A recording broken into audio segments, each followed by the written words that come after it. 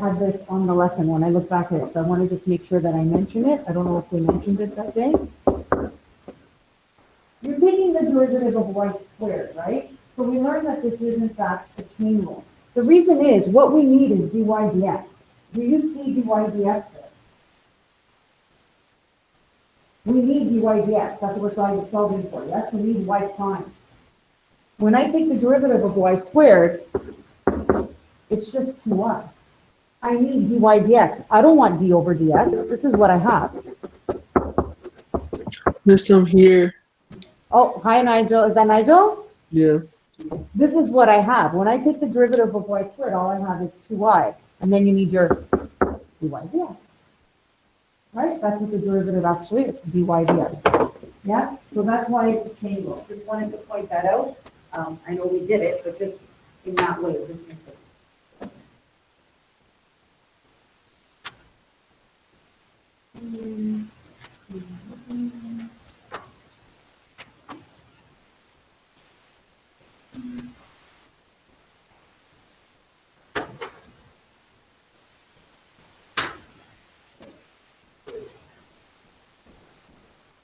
All right. Okay, so 5.3 is optimization problems. So now we've already done optimization problems. Yes, we've already done them with other derivatives. So now we're going to do them with our special derivative. So really nothing new except for the derivative. That's all that's going to be used. The types of problems are the same. Okay? And you're noticing that we could have it on an integral, or we might not have it on an integral. Okay? It just depends. Hold on 1 second, please. I'm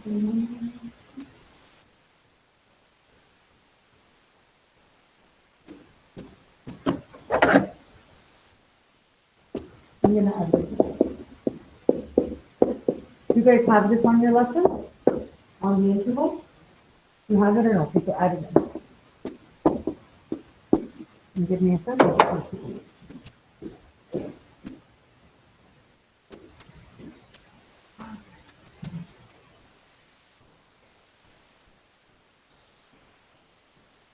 Has Regine showed up?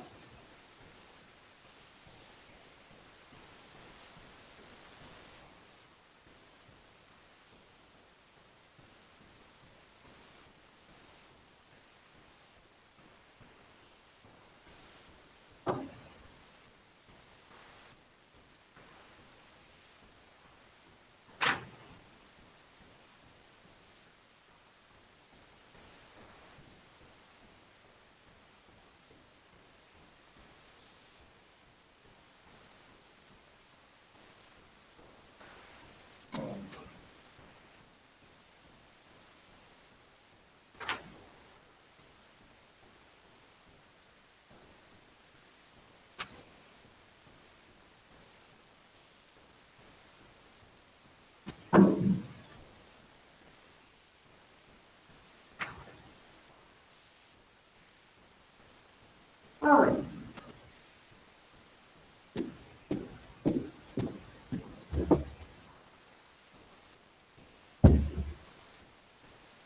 Okay, so find the coordinates of the extrema. So we see the word extrema, so right away we know that we need to take the derivative.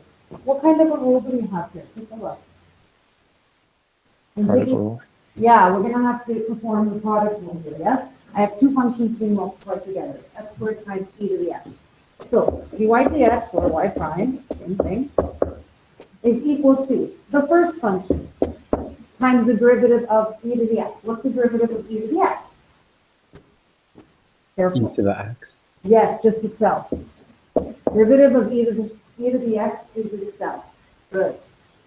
And then plus e to the x times the derivative of x squared, which now we all know derivative of x squared, that should be constant, or that should be very easy to, right? Correct. Should come naturally. That's what I wanted to say. Should come naturally. Okay, from here, what should I do? What do you guys think? What should I do? Excellent. We are going to set it equal to 0, 100%. And yes, we're going to factor it. Okay? So factoring, what's the common factor here? Good. X times e to the x. We always put the x in front just because we don't want it to be confusing, right? Okay, and then what am I left with? Okay, sure. And then we set it equal to 0. All right, now, you guys tell me, where does this equal 0? How am I going to figure this out? What do I need to do? I have x times e to the x times x plus 2. Where will this equal 0? What do you guys think?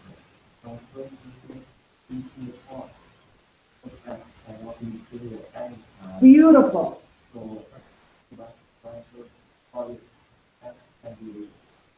Good. Good. Can everyone picture e to the x in their head? E to the x is an exponential function where the base is approximately 2.7, yes? Approximately. So e to the x looks like this. It's an increasing function because the base is greater than 1, right? And it looks something like this. Will this ever equal 0? Never. No. Will never, ever equal 0. We have a horizontal asymptote on 0. It doesn't touch it. It doesn't cross it, okay? There's no value of x I could ever sub in there that would make that equal 0, okay? So from here, we know that there is no solution. So we're not going to get any solution from e to the x. However, e to the x is being multiplied by x. So if x is 0, the whole thing is 0.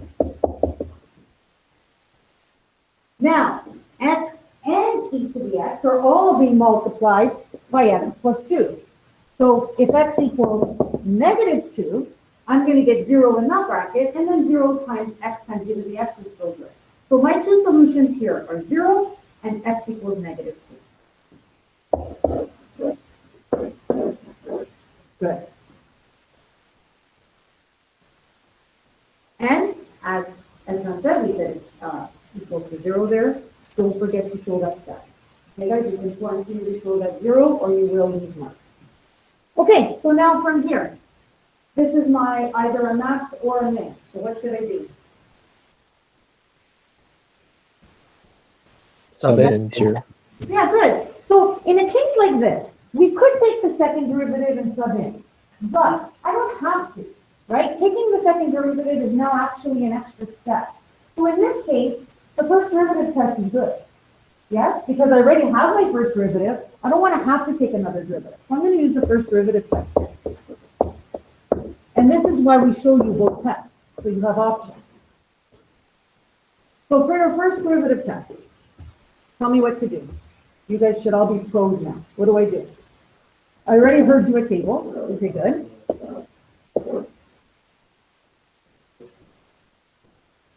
Okay, so what are they? Okay. And then on the side, what do I write? Wait, miss, why are we taking a table? Can we just sub it in and the endpoints as well and see which one's the max or min? You can. Same thing, no? But now since we have the table, why not? Why not use the table? It doesn't matter. It's the exact same thing. If you want to just sub them in, you can. It's the exact same thing. We're just checking first to see which one's higher and which one's lower. Right? You can. We do. Those are our bounds. So we have to check those for sure. Yes? Would you guys rather do that rather than do a table? Yeah. Yes? You'd rather just sub in? Sure. It's the same thing. No problem. It reminds me of It reminds you of chapter 4. Okay, but guys, just take note. If that interval wasn't there, you must do a first derivative table. Yes? Right? If that interval wasn't there, then you have to do your first derivative table, okay? All right, so to confirm that they're matching, right? Okay, so if we're doing it on the interval, you guys just want to sub in. So I think we'll So I'm going to take my function and I'm going to sub in 0. I'm going to sub in negative 2. I'm going to sub in negative 20. Then I'm going to sub in. Okay, subbing in 0.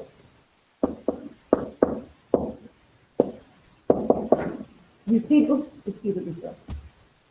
Erase, erase.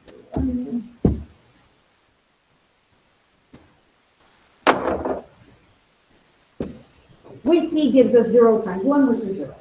Okay? Then subbing in -2. So now I have -2 squared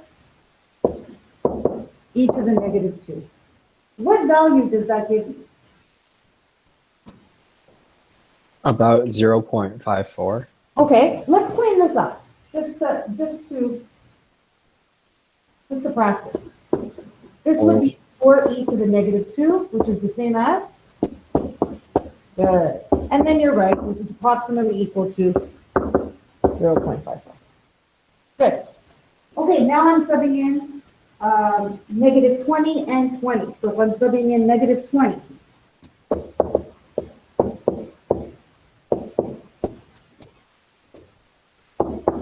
this would now equal 400 over e to the exponent 20, which is what? 8.24 times 10 to the power of -7. Yeah, 1, 2, 3, 4, 5, 6. That's the number. Very, very, very small. Why is it very small? What do you guys think? Because divided by the number to the power of 20, which is really big. That's right. E to the exponent 20 is really, really big, right? Okay. All right, f to the 20. So now we have 20 squared. And we're going to get, oh.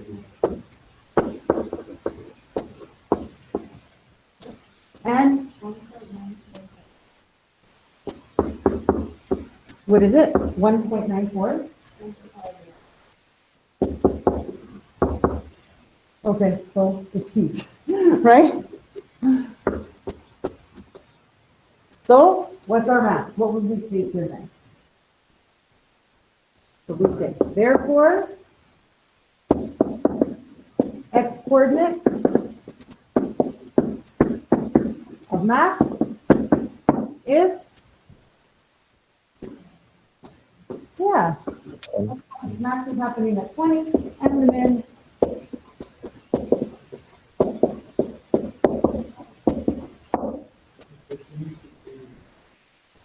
Oh, yeah, sorry, this needs to be also the value of no, because look at the question.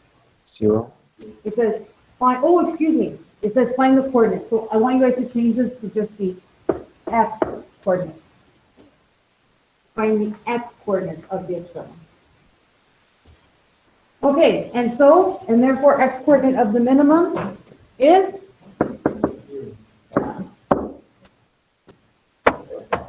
Close?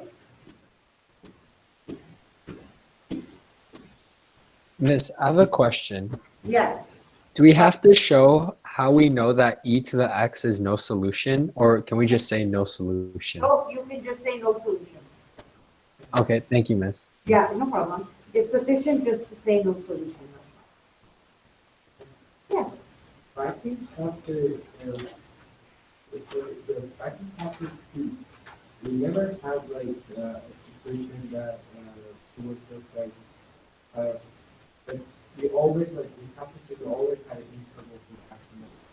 In this question, because back then we didn't know what the first. Say it again. Oh, we always had intervals, yeah. We always had intervals, yeah. But now we don't need to have intervals. Now I can take away those intervals because you know the first word of the table, right? Good.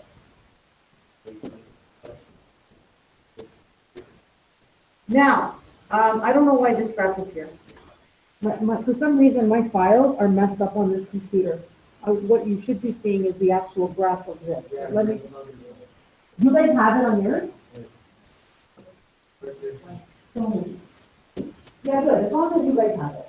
Okay, good. So do you guys remember in MHS, you guys learned that when you multiply two functions together, it's like taking their y values and multiplying them together. Or when you add two functions together, it's like taking the y values and adding them together. It's the same idea. So here, we're bringing together x squared and e to the x. And this is what it looks like. If you guys have it, I'm sorry, I don't have it there for some reason, I don't know. My files seem to be kind of screwed here. We don't have to. I know, I don't know what's going on. Yeah, but that's not my. Okay, copy this down. We're gonna do this one. Copy it down, guys.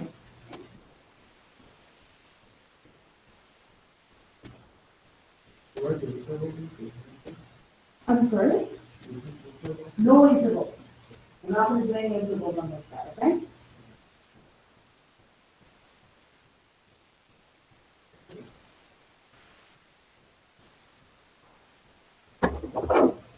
Okay. So we want to find maximum. Now we have no interval. So now we're forced to do the first derivative table, yes? So let's do it. All right, so let's start with our derivative. What's the derivative of e to the 2x? 2e to the x. 2x. Good, good. It's itself times the derivative of 2 to 2x. Excellent. So 2e to the 2x. And then I've got e to the negative x. So we take the derivative, it's going to be itself times negative 1. Cool? Okay, now factor. When you guys factor, what do I take out? I've got an e to the 2x and e to the negative x. What's the rule here when you're calling factors? Negative x. Good, you're always going to take out the smaller exponent. So you're going to factor out that e to the negative x. So taking out that e to the negative x, what am I left with here? So be careful here, e to the 2x divided by e to the negative x. So take a look, use your exponent law. What happens there?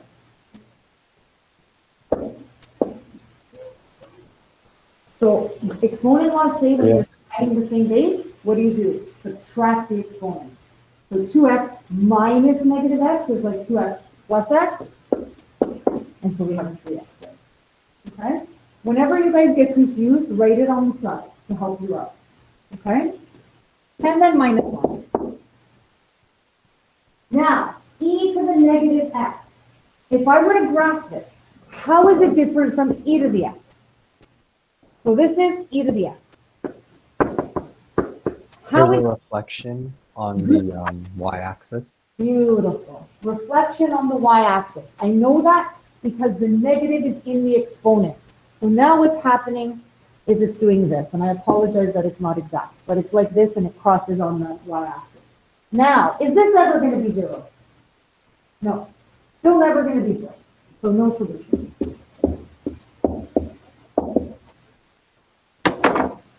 What about 2e to the 3x minus 1? What should I do here? Set it to 0.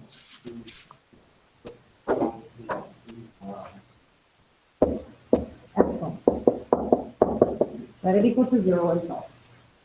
So what I have here is e to the exponent 3x equals a half. How do I solve for x? We can take the log or ln. Okay, so we're going to take the log of both sides. Now, usually, you guys log with a base of 10. That's normally what you guys do. But because my base is e, I need to log with the base of e. And if I'm logging with the base of e, then really I'm taking the log of both sides. Okay, now, let's do some properties. What can I do here? Bring the 3x down to the front. Excellent. 3x ln of e. Ln of e is just a number. And what number is it? What is the ln of e? 1. Yeah, ln of e is just 1. And if you guys ever forget that, you can check it in your calculator. Okay? Ln of e is just 1. Now, I have ln of a half. What should I do there? I don't want you to leave it as ln of a half, and you're going to see why. What do I do here? Use a property. Well, Ln of 1 minus ln of 2. Thank you. Now, why did I do this? Okay, easier, but also, Numbers. yeah, because ln of 1 is what? What is ln of 1? 0. Yes, 0. Ln of 1 is 0.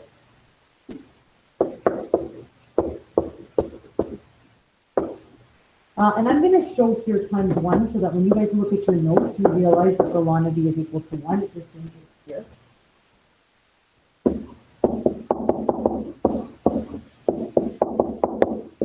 Now I know this looks weird, but that's just a number. I know it looks weird, it's just a number. Now, if I'm going to be using a first derivative chart, I need to understand what this number is. So go ahead and give it to me to 2 decimal places.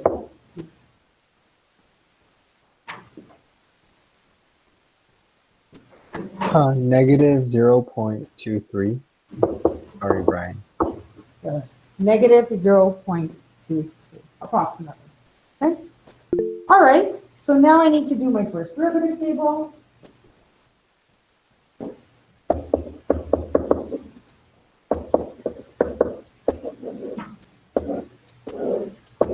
I'm testing this value. Notice I write the exact value there. I know it's negative 0.23.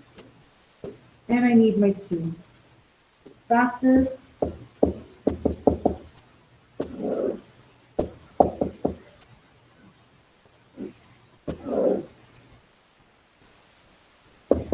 Okay, so subbing in. So a number to the left of negative 0.23. So you can sub in negative 1. Is that a positive or a negative number?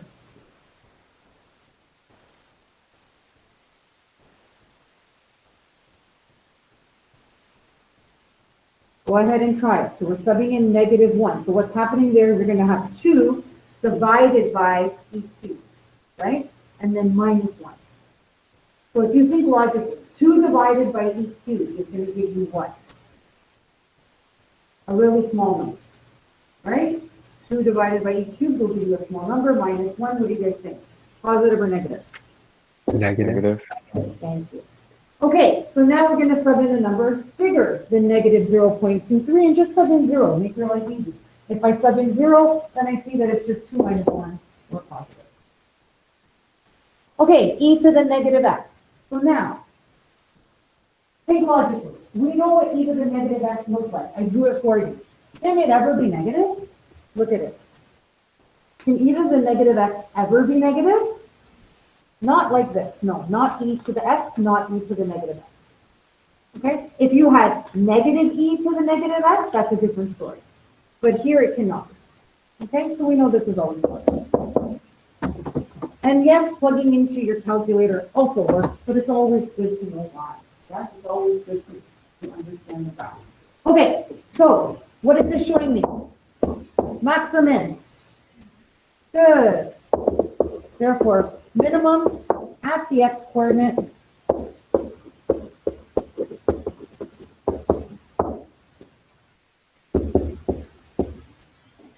now,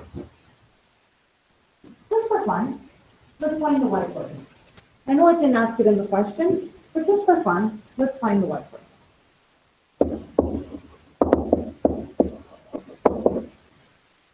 Just extra practice.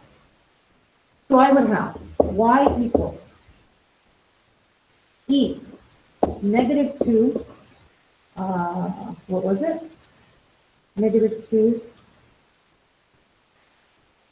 ln of 2, all of it. Over 3. Thank you. I feel like I made it look like a square then.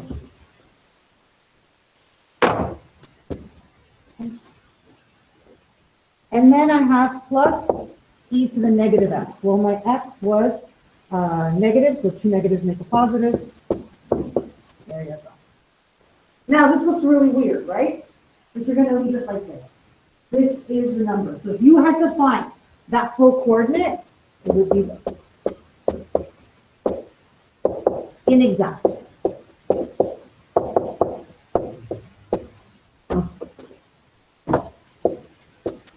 Cool?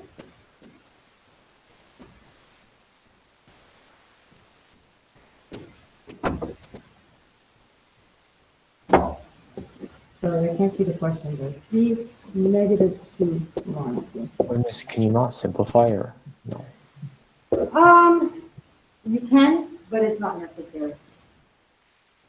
You can factor out, right? An e, the log 2 over 3, but you know, it's not, you wouldn't do that here. Okay, so you would leave it like this. And I know the reason I'm asking you to do this is because I know it looks weird, but it's okay. It's just a number. This is just a number. Okay, and sometimes numbers do look like this. Okay, next example. Now we're going to do a word problem.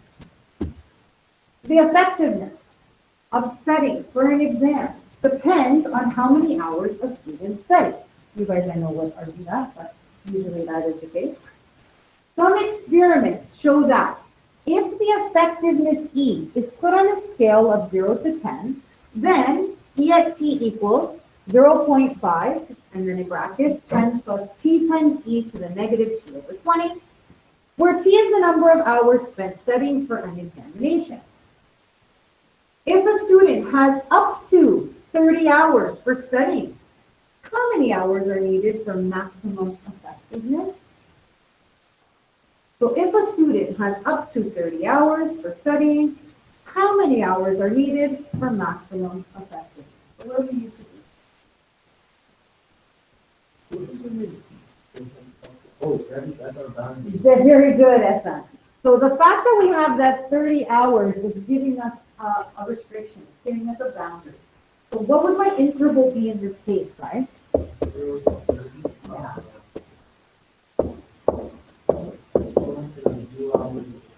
And you can have 0, so it's a square bracket. And you can have 30.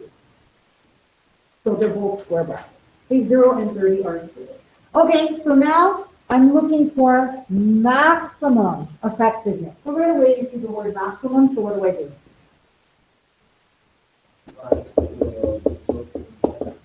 Yeah, you find the first derivative instead of equal to 0, right?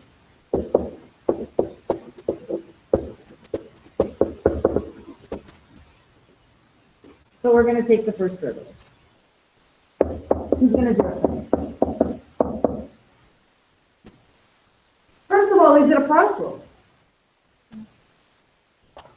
Look at it carefully. No, be careful. It looks like a product rule because you've got you've got a number multiplied by an expression. And it's just a number. There's no variable.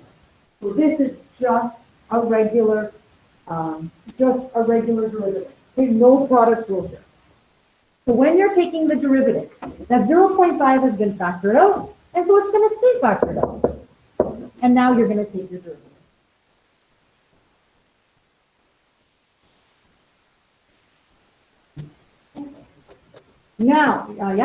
Now, take a look at what's happening within this bracket.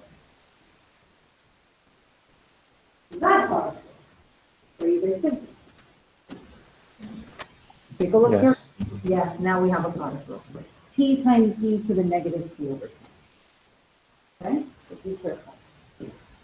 Okay, what's the derivative of 10? 0. Yeah. I don't even have to write it, but I'm going to write it in.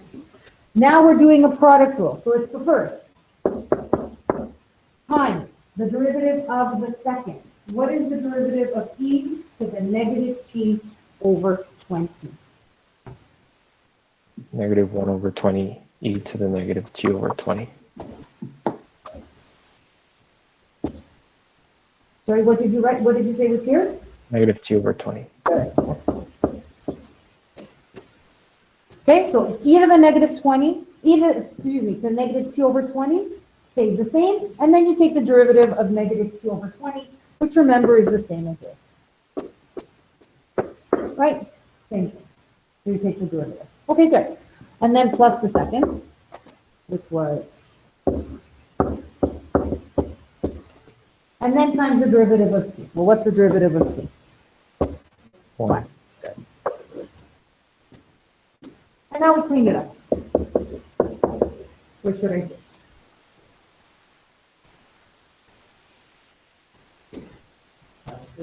Okay, good. What can I factor?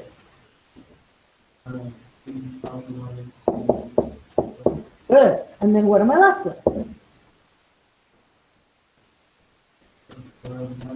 1 over 10 plus 1. So hold on, negative 1 over 20, look carefully. Sorry,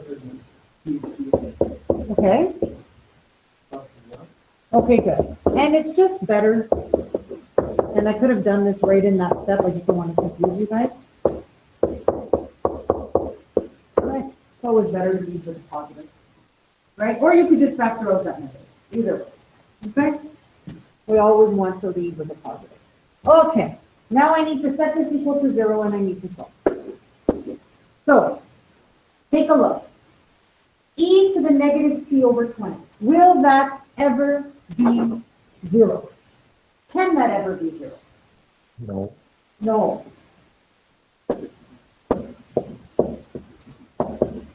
And we saw why. It's the same like the last example, where you have a reflection in the y-axis. Okay? So it's never equaling 0. And then I have 1 minus t over 20. Set it equal to 0. And so I have t over 20 equals 1. And so t equals 20.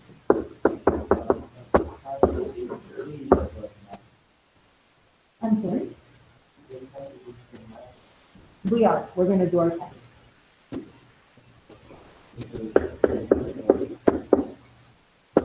We're going to test our boundaries or our intervals. And so we're going to do e at 0, e at 20, and our upper bound, which is 30. Okay, so you guys fill them in. Tell me the decimals. What do you get? What's e at 0?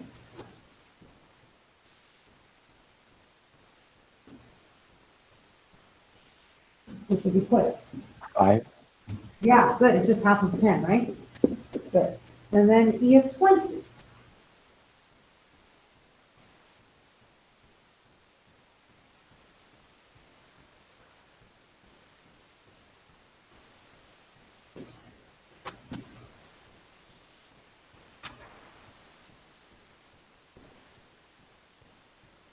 Um, 8.68.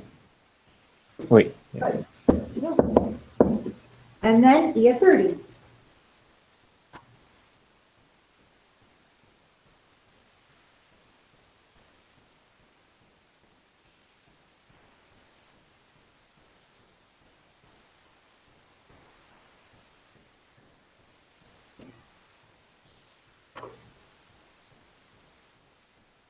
$8.35.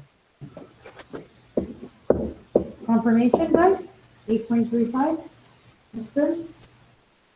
And so, what do we notice here? What is the maximum? Wait, for 30, I got 5. I don't know if I did it right. Check it, double check. Did anyone else get 5 for e at 30?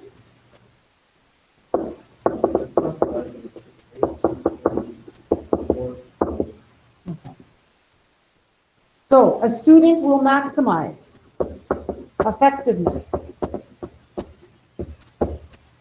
by studying for 20 hours.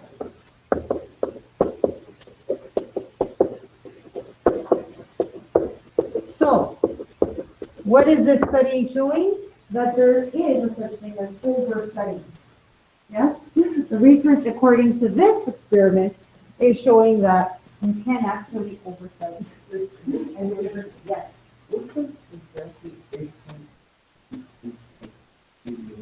They made up a scale from 0 to 10, where 10 is the most effective and 0 is the least effective. And so this is a scale based on that. Yeah, that's all it is. We said it in the question, right? Look. Yeah. It's put on a scale from of 0 to 10. Okay, are there any questions? Yeah, I don't know if it's a true study. I would doubt that it's a true study, but we are always. You guys have never studied 20 hours for an exam? I'm sure you haven't. Got it. Okay, so this is your homework for this section. Please notice that for number 12, I don't want you to graph. Omit means don't do. So for number 3, do everything except for C and D. Omit means take it out. On the pathways, even of for the lawn, things like, don't have to use the lawn. Hold on a second. Hold on.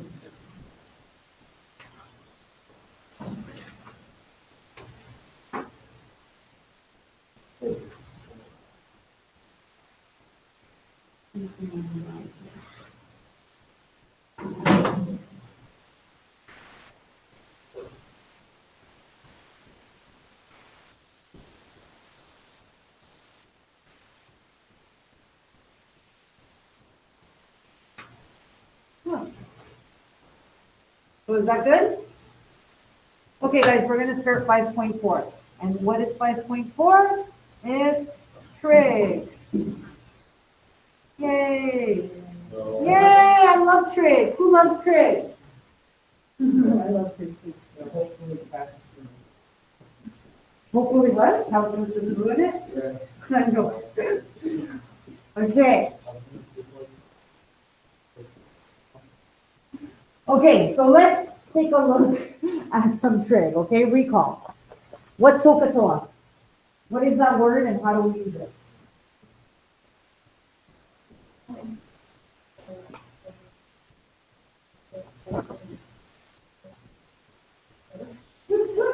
A ratio of the sides, right? The length of the sides. Good. Good, Lily. It's Monday.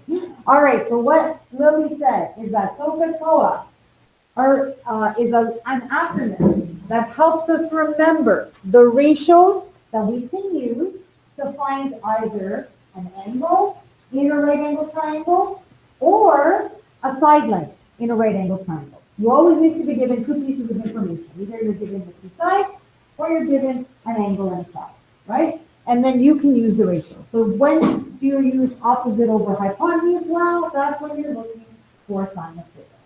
Okay? Cos of theta, adjacent over hypotenuse, and tan, opposite over adjacent. Okay, so what is it? It's always a right angle triangle. And we're always referencing with respect to the angle. Yes? So if this is your angle, then this is the opposite side, this is the adjacent side, and this is your hypotenuse. And of course, if the angle changes, these change. Right? Okay, good. Task rule. Task rule is another little way that we remember where everything is positive. So, all three ratios are positive in the first quadrant. All of them are. Only sine will be positive in quadrant 2. Only tan will be positive in quadrant 3. And only cos will be positive in quadrant 4. Now, if you know your graphs, if you can picture sine in your head, this makes sense. Because when you draw the sine graph, you see that it is positive between 0 and 90. And if you draw the cosine graph, you see that it is positive between, again, now, 0 and 90, right? And then it dips down to the minimum, and then it comes back up. So it's positive again in that last quadrant, between 270 and 360. Okay? All right, so 360 degrees is the same as 2 pi radians. Okay? And 2 pi radians, guys, remember, it's like approximately 3.14 times 2, right? So just over 6. Yes? Right? 6.28 roughly? Yeah. Yeah, we're going to use radians and degrees. Okay? Yes. Okay. So, looking at your special triangles. There were 2 triangles that you guys memorized. We taught you to memorize these because it helps you remember the special ratios, right? So, if you have 45, then we use this triangle, 1, 1, root 2. It's your isosceles right triangle, okay? And we know the ratios. We know that the sine of 45 is equal to 1 over root 2. We know that the cos of 45 is equal to 1 over root 2. And we know that the tan of 45 is equal to 1. Okay, and you can see SOHCAHTOA in action there.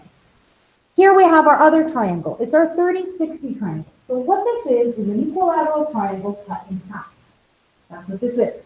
So you have your hypotenuse being 2. You cut this in half, so now your base is 1.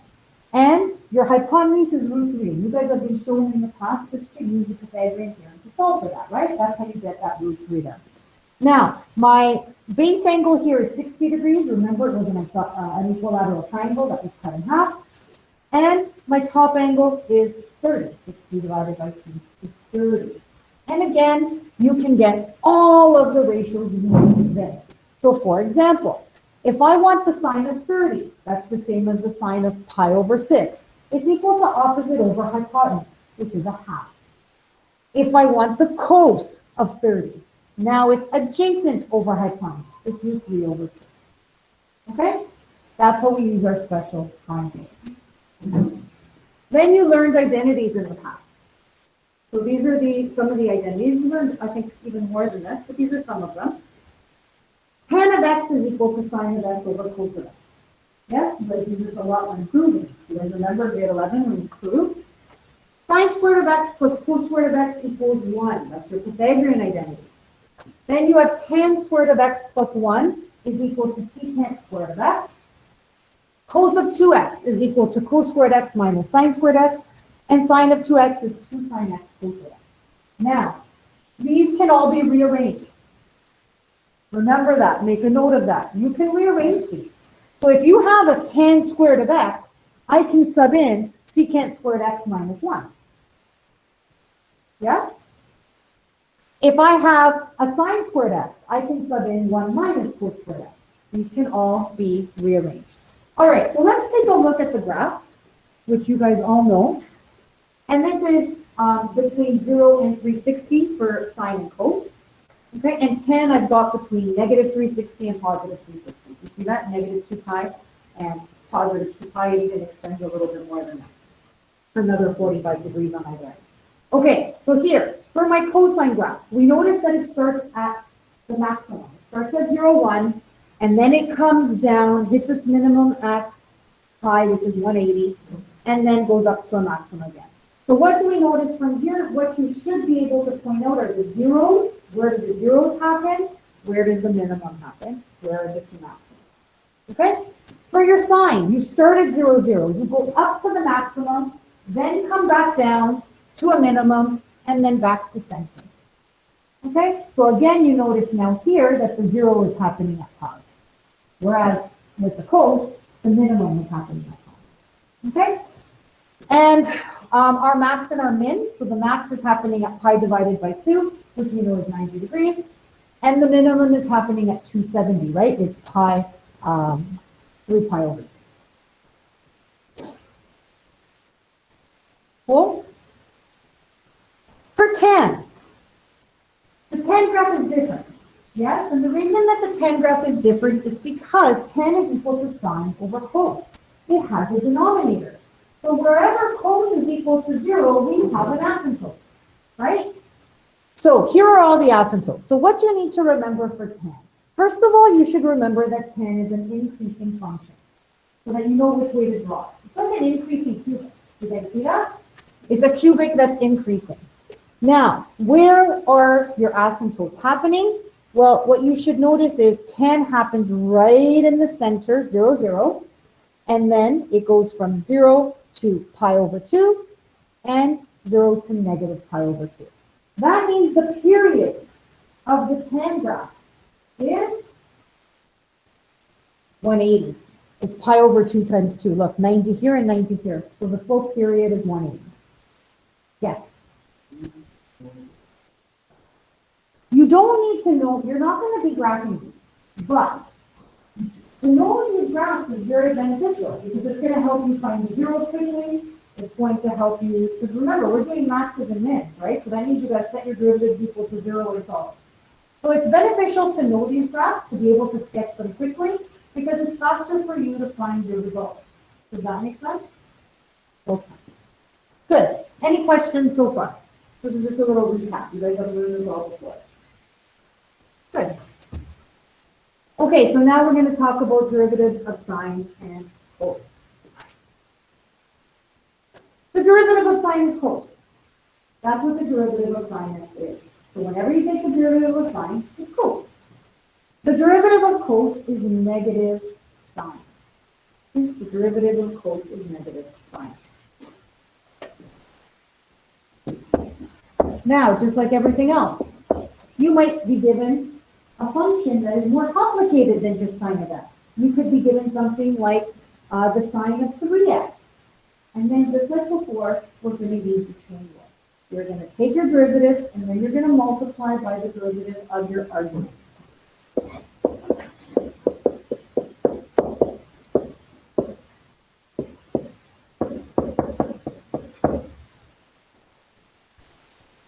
And that's showing the chain rule.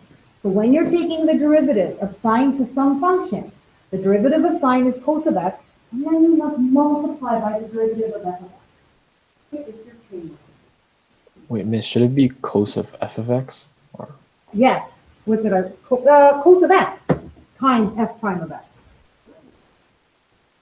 okay. Oh, no, I see what you're saying, yes. Hold on. You're right. Thank you.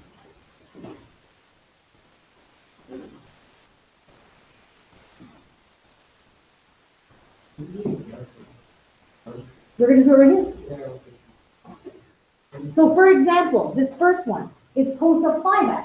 So this is now, my f of x is 5x. So you take the derivative of cos. Well, we just saw that the derivative of cos is negative sine of x. So it's going to be negative sine of 5x. And now you multiply by the derivative of f of x, which in this case is 5x. So the derivative of 5x is just 5. And so we rewrite this as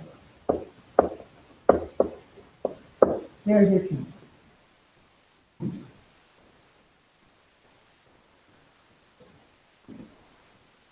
Now here, y equals sine of x squared. Yeah, I didn't get it. Why is it 5? I got why is it like minus 95x, or why is it just 5? what's the derivative of 5x? Oh, Yeah. That's one. Oh, oh, yeah. So look, we'll do it again. Watch here. So you do it, Esan. What's the derivative of sine? Just sine of x. What's the derivative of sine of x? Good. It's cos x. Yes? So cos of x squared, because that's my argument. So cos of x squared. And now you're going to take the derivative of x squared, which is, there you go. And then we just rewrite it like this. Chain rule.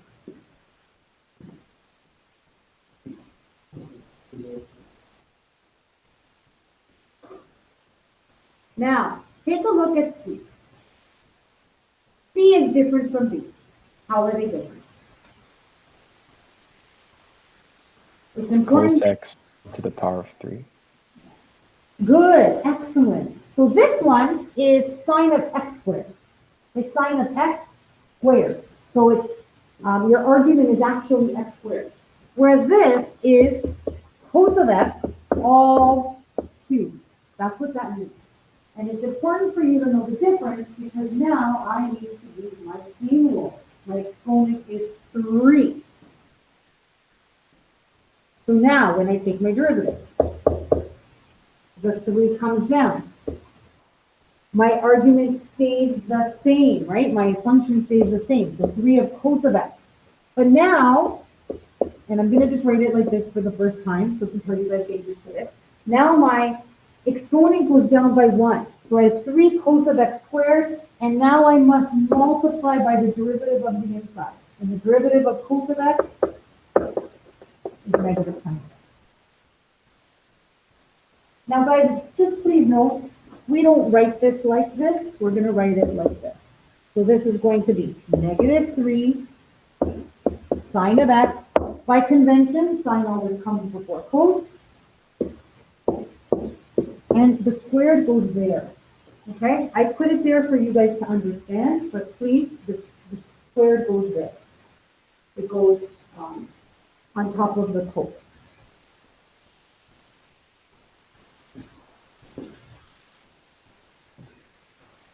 Okay, who wants to try this one?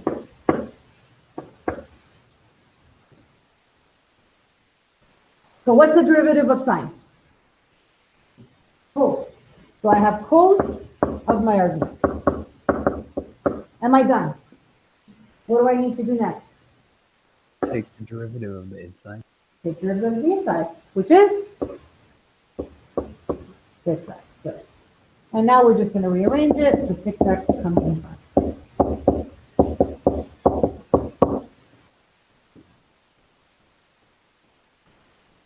Yeah.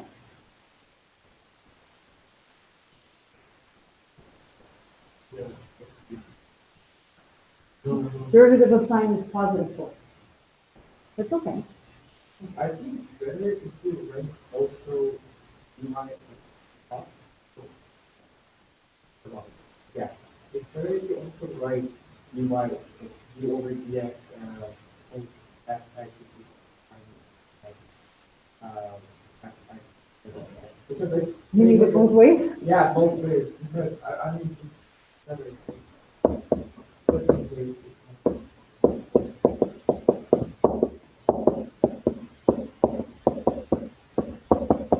There you go.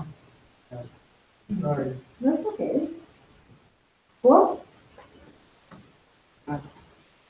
So chain rule, always chain rule. Okay, E. I have y equals 4 sine of x cos of x. What do we have to do here? I have two functions we multiply together. So what do I need to do here? Yes, product rule. And I'm just going to stick to 4 with the sine of x. I could leave it out, but I'm just going to stick it with the sine of x. Okay, so taking the derivative, it's the first times derivative of the second. What's the derivative of cos of x? Good.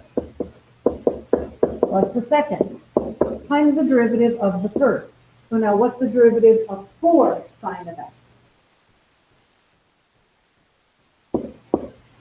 4, what's derivative of sine? Yep.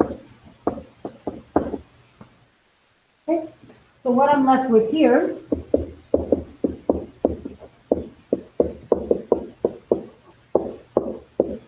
and what should I do here?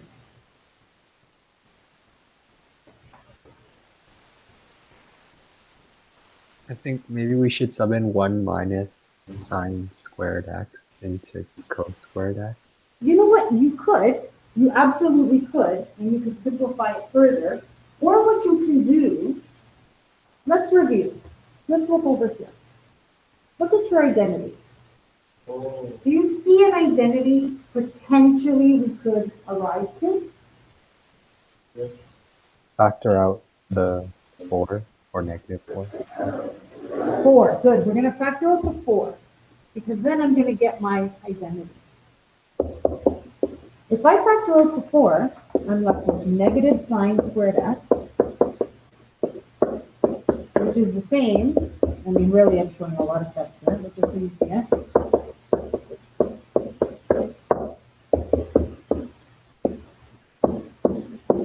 Which is 4 times cosine.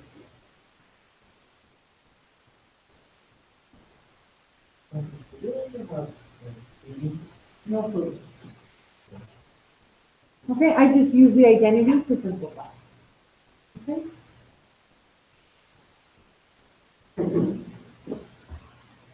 Any questions? Okay.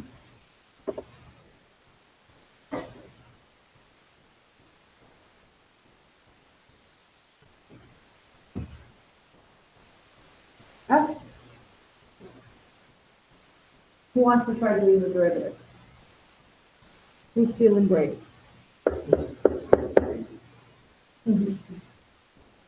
Anyone at home want to try? Come on, you guys got this. You got this. No? Okay, let's do it together. We'll do it together. Okay, when you have heat, when you're taking the derivative of heat, what's the rule? Itself.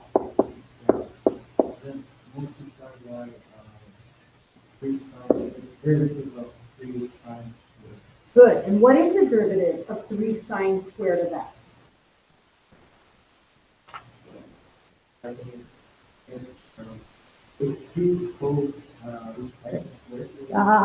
Careful.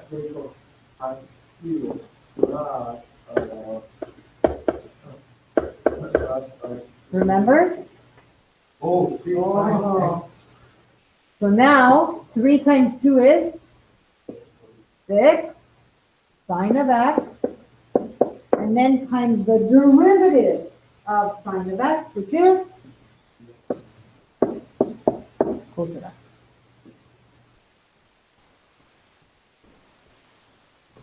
Okay, then, plus cos. Well, what's the derivative of cos?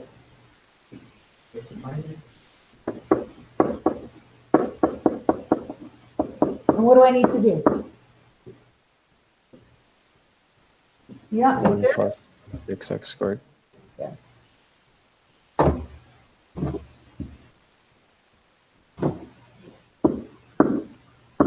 times 1 plus 6x squared. And lastly, cos of 2 pi. Cos of 2 pi. What's the derivative of cos of 2 pi? 0. Yes, thank you. This is just a number. And we know that the derivative of a number is 0. Put a star beside that. That's going to mess you up on a test. Okay, let's do some what? You tell me. What should I do here? How can we clean this up? There's really not much to do, is there? We just need to do some rearranging. So you guys tell me, what needs to be rearranged? Is my first expression okay? Do we want E first? Yes, we do.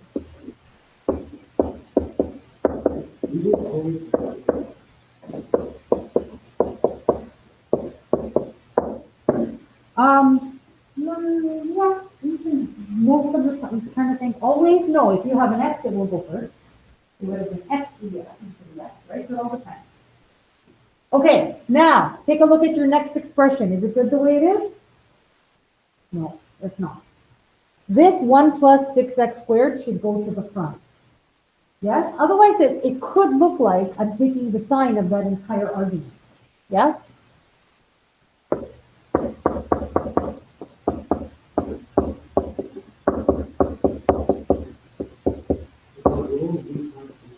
Yep. You will lose marks if you're not getting correct.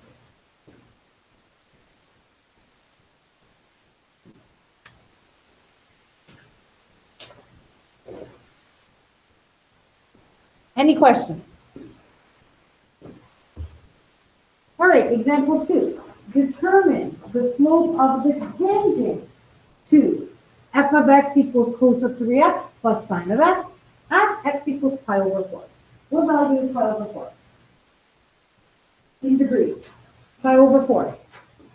45. Good, 45. Pi over 2 is 90. Pi is 180. 3 pi over 2 is 270. 2 pi is 360. I think you guys should be familiar with these. Okay, so pi over 4, 45 degrees. Beautiful. So determine the slope. Well, slope of a tangent. What do I need to do? What we always do. Find the derivative. Good, we want your slope function. Okay, what is the derivative of cos 3x? What's the derivative of cos? Good.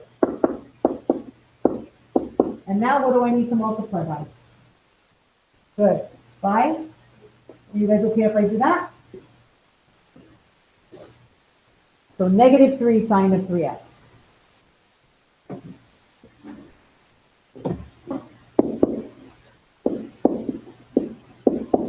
All right.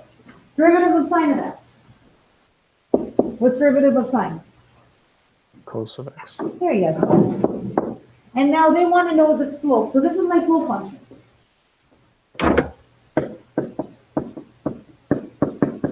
And now they want to know what the slope is when x is equal to pi over 4.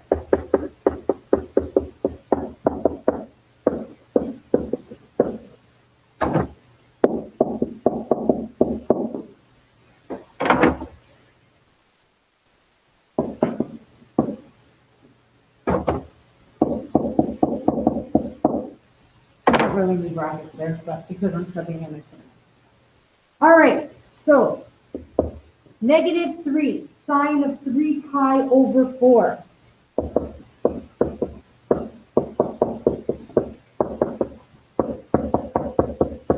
So now, let's talk about Let me do it on this side. 3 pi over 4. What quadrant are we in? Quadrant 1 or quadrant 2? 3 pi over 4. So 3 times 180 divided. Quadrant 2. Good, we're in quadrant 2. Tell me what the degrees are there, please, so everyone can visualize.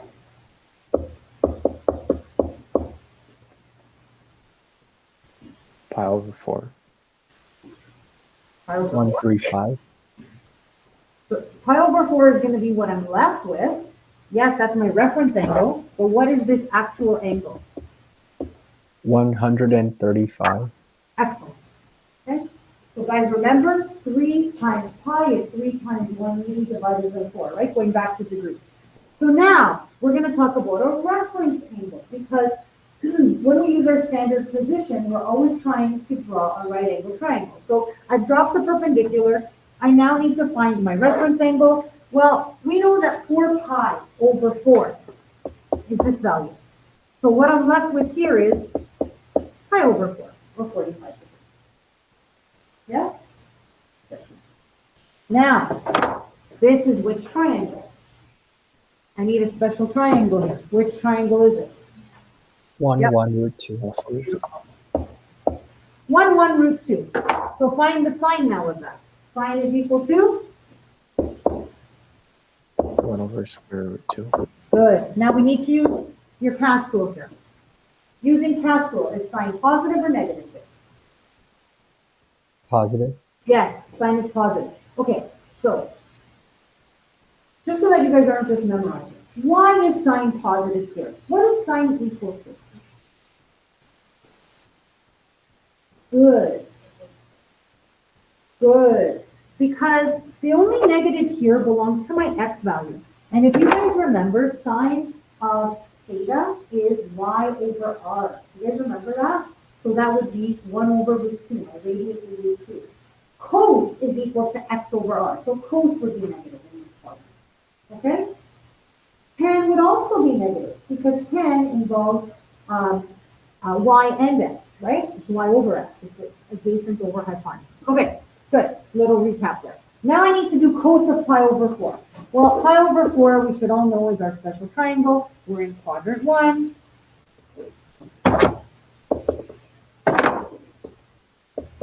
Everything is positive here.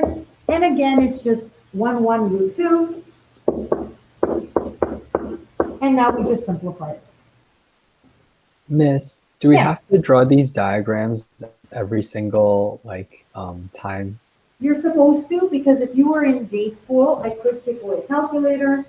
We don't want you, I know you guys can do these in your calculator. So you should, yes, be drawing, you should be showing me the work on the side. Yeah. So if we get asked on a test, will we have to fully label it? Yeah. Okay, thank you, Miss. You're welcome. So now this simplifies to negative 2 root 2, and then we rationalize. So the diagram on the left is technically fully labeled, so we don't need to label the, I don't know what you call it, axis.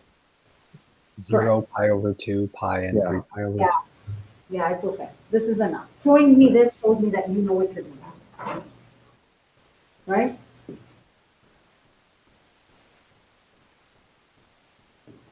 Any questions so far? Yeah. Did you see, but just to the diagram, you have to do the I know, the calculator gives you the answer. I know. I don't know why, because I thought that positive answer for either. Okay, Yeah. do you know why? Okay, so guys, remember this. This is actually something important to know. There are only 2 quadrants where each is positive and negative. You guys remember this?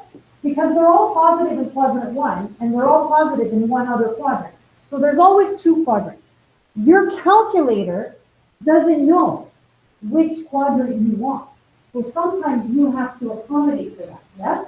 So for example, if you're subbing in a positive, they don't know if you're talking about quadrant 1 or quadrant 2.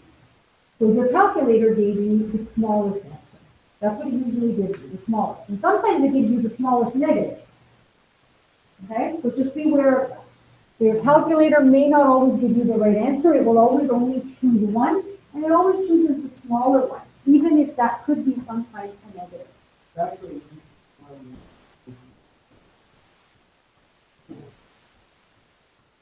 Cool?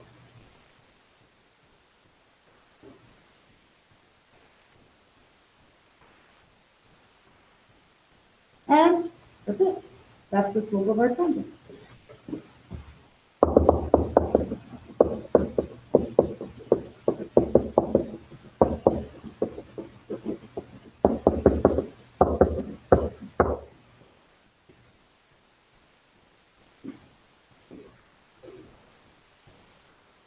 All right, example 2. Determine the equation of the tangent now. So not just the slope, the full equation of the tangent to this curve. So we need an equation, and we need an equation, we need a slope, and we need a point. Yes? We're given an x coordinate, we'll find the y along the way. All right, so let's start with the derivative. Who wants to take the derivative? Come on, somebody wants to do it. I know you do.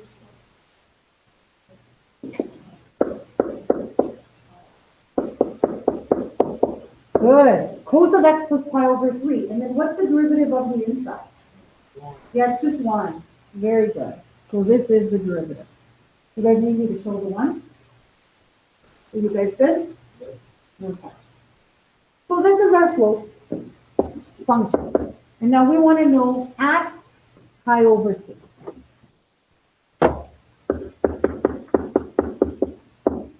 To get our answer.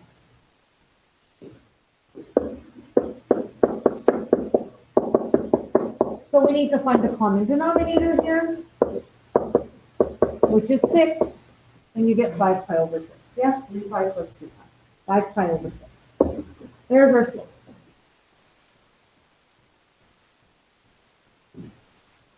Can this be simplified? What is cos of 5 pi over 6? First of all, what quadrant are we in? If we're doing 5 times pi divided by 6, which quadrant are we 2. in? Good, we're in quadrant 2. What's my reference angle? Pi over 6. Good. We know that this is 6 pi over 6. This is pi. And we're traveling 5 pi over 6, which I know I should have made this triangle smaller, but then it was not. So this is 5 pi over 6. And so we're left with just 1 pi over 6. Did they see that? Okay, pi over 6 is what in degrees? Just to make sure everyone understands. It's 30. 180 divided by 6. Yes, it's 30. So this is my 30-60 triangle. You must label this correctly. Normally, this triangle, the 30 is on top, not as a base. Yes? So this triangle is rotated. So let's label it accordingly. How should I label this triangle? The x-axis here, the base, is negative root 3. Here's my hypotenuse. We know that it's always 2, right? That's the longest side of our triangle. Remember, we said it's an equilateral triangle cut in half. So if it's an equilateral triangle cut in half and the sides were all 2, then this is. Okay, now notice I wrote negative root 3 there. The reason I did that is to help you out with past, right? You can do that. Because now we know that cos will be negative here. And so what is the cos of 5 pi over 6? Negative square root 3 over 2. Good. Adjacent over hypotenuse, right? Very good. Or x over r. Good. So many different ways. So there's my slope. I have my slope, now I need my point.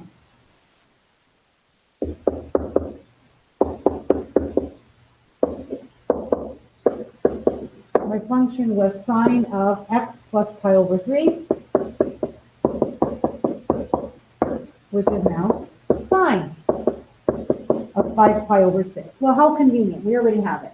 We have the triangle already. So use this triangle, and now we find sine. Is sine positive or negative here? Yeah, it's positive. And what is it equal to? The sine of 5 1 pi. over 2. Good, excellent. It's a half.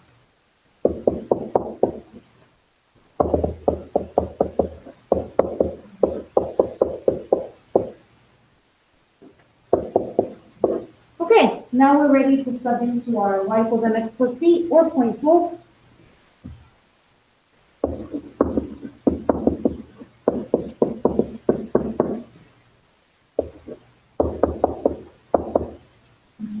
What was my m? M. Okay, what should I do here? I'm gonna go for standard form. So what should I do here?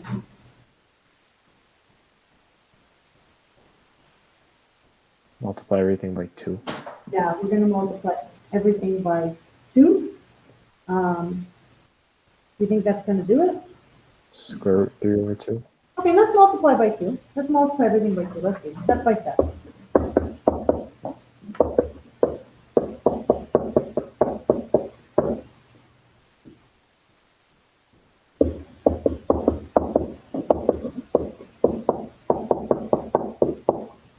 What do I need to do? I solve a fraction. Multiply by 2 again. Yeah, so you could have just multiplied by 4 to eliminate Miss- doing it twice. Yeah, talk to me. You forgot the square root 3 Oh, where? on the right. Pi squared root 3. There we go. And it's positive. Thank you. And it's over 2. So now we're going to multiply by 2 again. So 4y minus 2 equals negative 2 root 3 times x plus pi times root 3. Or root 3. No, pi times root 3. Sorry. I apologize. It's better. Otherwise, it looks like the pi is inside the root. Yes?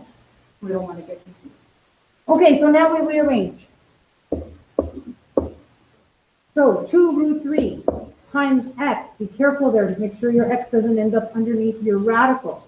So 2 root 3x plus 4y minus 2 minus pi root 3.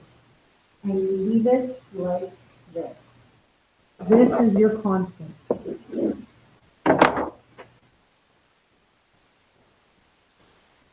Okay? Miss, could we write 2x root 3 to No, make it?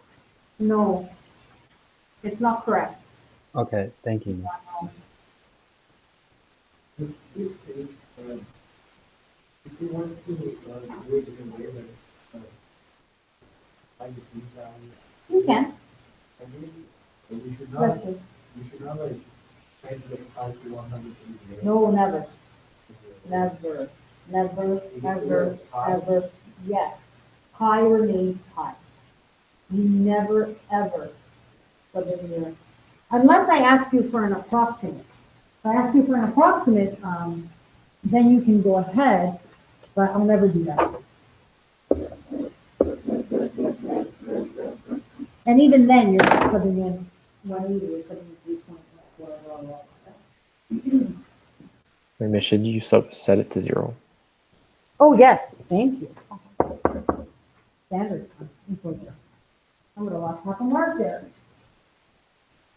Equals 0. Talk to me. you feel like it is better for a value of It is.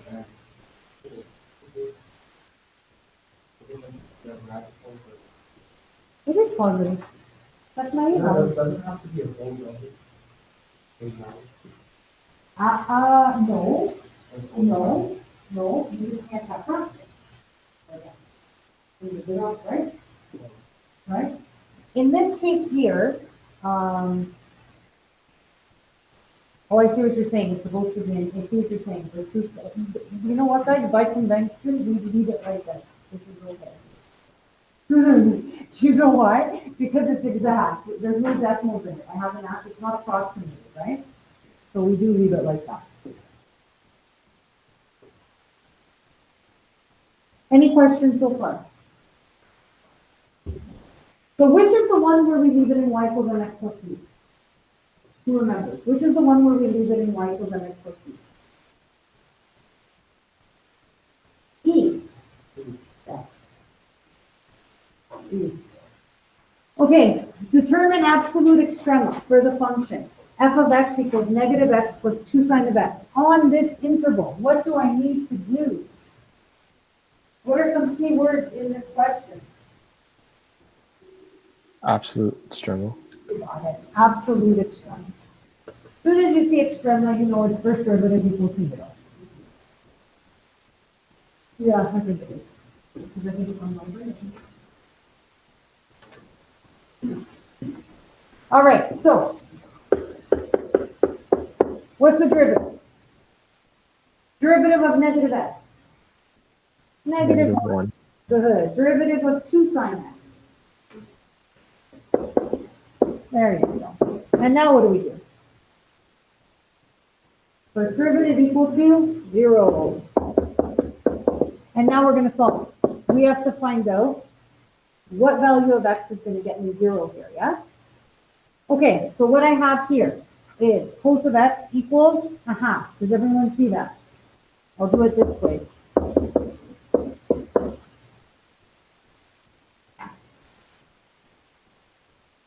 So when is cos of a half equal to 0? Now, this is where it's useful to know your graph. Because if I draw cos of x, I know that cos of x does this. Where does the minimum happen? Up high. We know that it happens up high. And where are my other extreme values here? The max. 0 and 2 pi. Yep, 0 and 2 pi. So I'm looking for where it's equal to a half. So what do you guys think? Here my 0 is where? What's at my 0 here? 1. Careful. This is not 1. What is this? My 0. Pi over 2. And what about this 0? 3 pi over 2. And we're looking for where it's equal to a half, which is, where should it be? 1 and 4. Okay. Pi over 3, yes. Very good. That's it. So it's going to equal a half. So it's going to equal a half here and here, which you're absolutely right, would be pi over 3. Okay? Now, if you're solving for it, you can use your calculus, yes? But what you must remember is that there are 2 values and not 1.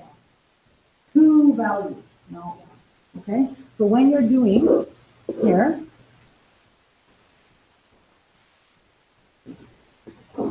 we've got 60 here. And where's my other value going to go? Which quadrant? Yes, excellent. Quadrant 4.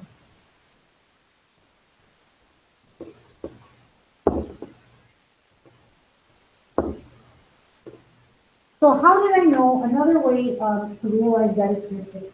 Your ratio is a half, yes? And it's the cos of x equals a half. Cos is equal to adjacent over hypotenuse. So many different ways to see this, yeah?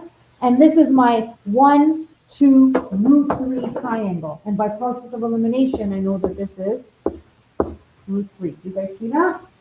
Good. And here, we'll put a negative so that you remember your calculus. All right, so what are my values?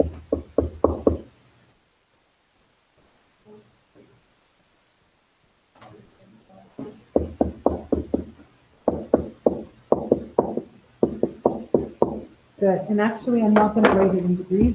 I'm going to write it in degrees.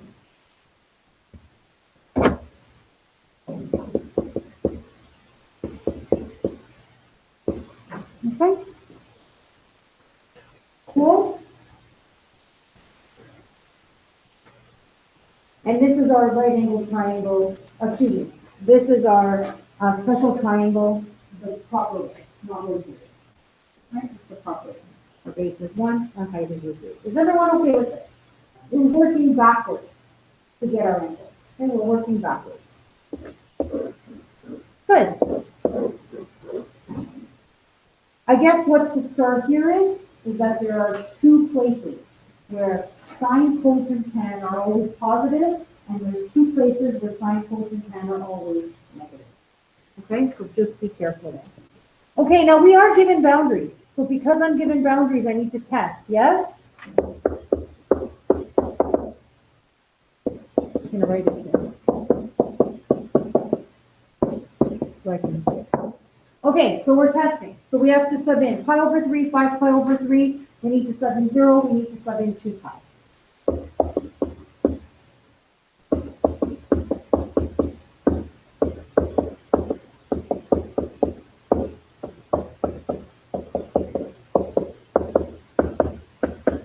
So if I sub in 0, guys, what is the sine of 0?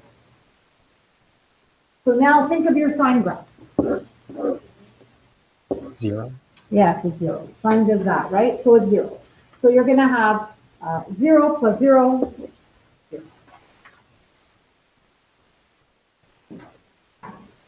Now, subbing in pi over 3. So I'm going to have negative pi over 3 plus 2 sine pi over 3. So, what's sine of pi over 3? Good, root 3 over 2.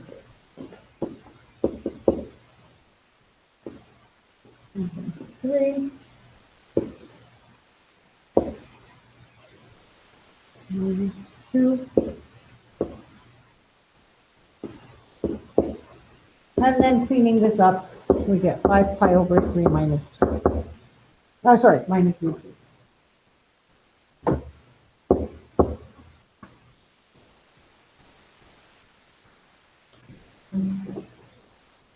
Wait, Miss, why is there 5 pi over 3? I just realized that.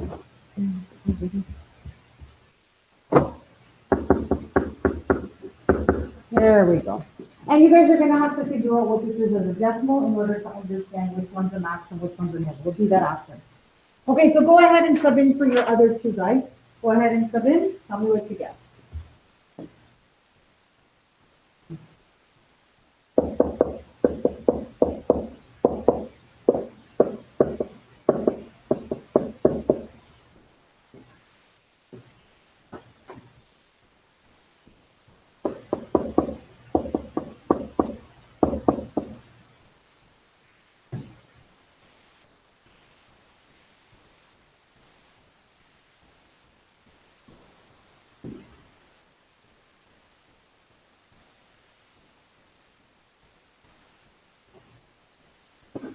So what is the sine of 5 pi over 3?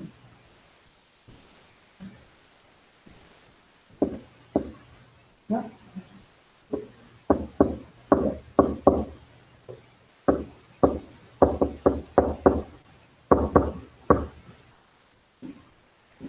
And now we sub in 2 pi.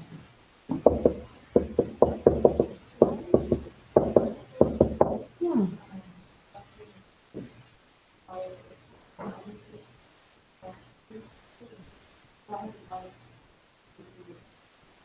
So this is a negative. It's just the quadrant that is in the Pascal made it negative.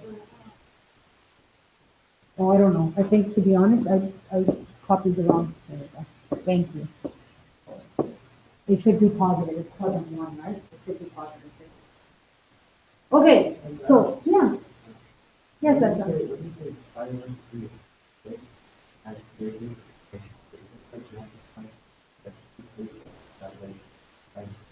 No, because now you know it's pi over 3. Pi over 3 is an actual value. The only time you have to find 2 is when you're looking for that value. When you're looking for that sign of x. But they're telling you it's pi over 3. Pi over 3, you know it's 60.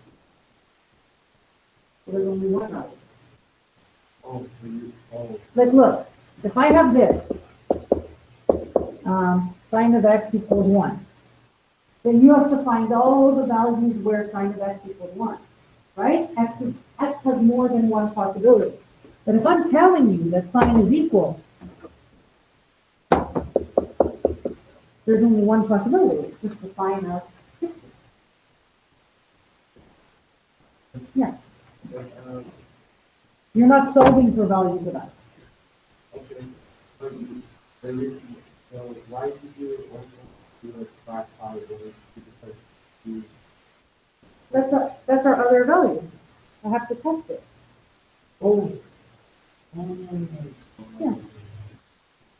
Okay, and then lastly, what is the sign of 2 pi, guys? Looking here, what's the sign of 2 pi? 0. Good. So I'm just left with negative 2 pi minus 0. Okay, so go ahead now, guys, and tell me, what's the max? What's the min? What is the smallest number? And what is my largest number?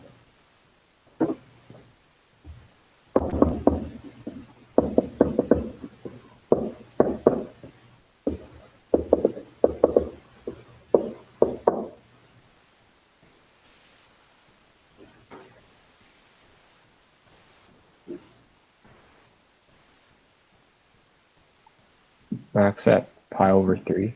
Good. The biggest number is pi over 3, and so it's pi over 3, comma, negative pi over 3 plus 3. And the minimum, the smallest one. 5 pi over 3, comma, Yeah. negative 5 pi, yeah.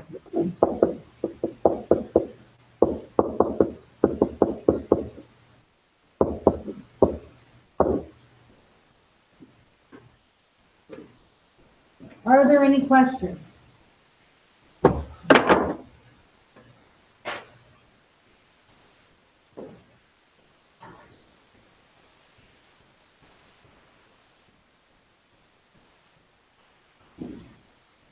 Any questions? Everyone's good? And that's it, right? And now your homework is this. So, page number 256, numbers 1 to 11, omit 60. Note there is an answer in the solution for 11A. 11B, the solution is obvious by looking at the graph, but the expectation is that you will use calculus to solve. 11C, consider the graph to solve here. Too complicated to find the minimum using calculus, will not be tested on it. Okay, so some notes there. That probably don't make sense to you now, but when you're doing the homework, then you're like, oh, okay. I'm sorry? Today? Yeah. Yeah. Yeah. Yeah, what do you want to know? This from the lesson? Yeah. Okay. More? When you put 2 pi, Yeah. minus 2 pi, that's minus. No, but the value when you put pi. Yeah, it's 0. Oh, what is it? Oh, here. I see what you're saying. There, but- Yeah. So at the end, there's minus, Yeah. that would be minus, what, 1? Or the minus 200. If you're looking at it as an angle, Yes. yes. But we're looking at it as a y value. So if you're looking at it as a, yeah, you gotta be careful. If you're looking at it as a y value, it's radius. Or it's called a negative. Understand? So as a point on a graph, this would be like negative 2 times 3.14. So you're looking at negative 2.6. Sorry, negative 6.28. Yeah? I got. Be careful.